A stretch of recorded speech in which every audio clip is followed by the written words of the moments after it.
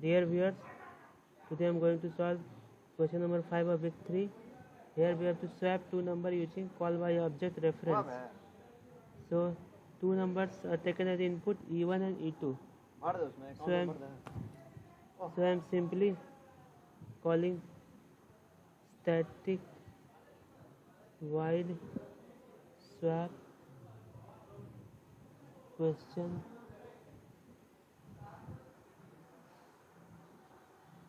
T question Q.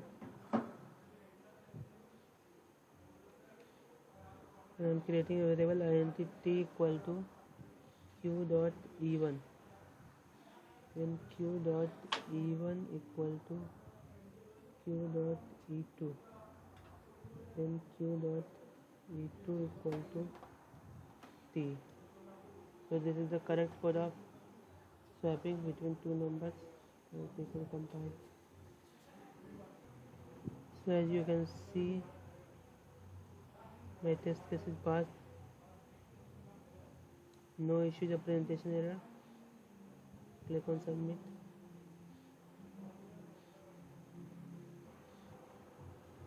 As you can see, my both private test cases passed. So this is the correct code. Thank you.